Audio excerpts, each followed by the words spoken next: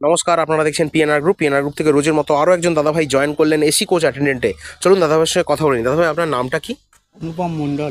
অনুপম মণ্ডল। অনুপম মণ্ডল। আচ্ছা, কোথা থেকে এসছেন? আমি এসেছি আপনার রায়দিঘি থেকে।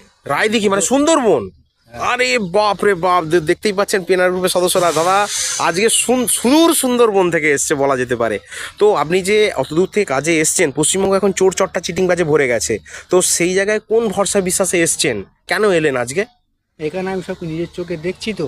আচ্ছা এখানে কোনো ফলের ব্যাপার নেই, আচ্ছা এই জন্য আমি সেই জন্য এসেছি।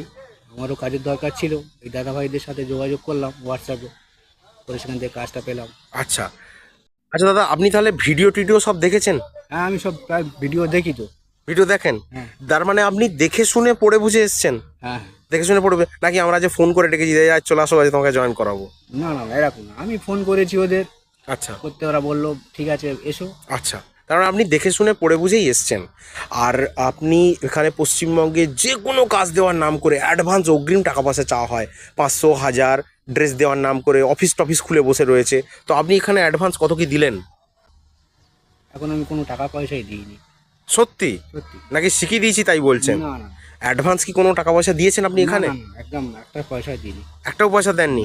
আচ্ছা, আর কাজের পরে দেখুন, ফ্রির কাজ নয় তো, কাজের পর যেটা আপনি দেবেন সেটা কি স্বইচ্ছায় সজ্ঞানে ভালোবেসে দেবেন? অবশ্যই সজ্ঞানেই আমি দেবো।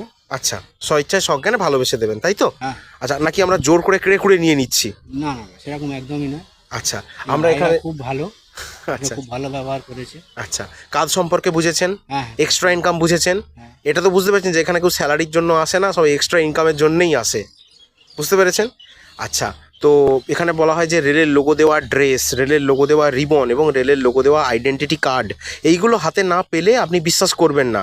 তো আপনি ড্রেস সব কিছু পেয়েছেন, ড্রেস রিবন আই কার্ড সব কিছু পেয়েছেন, তো একটু যদি দেখান।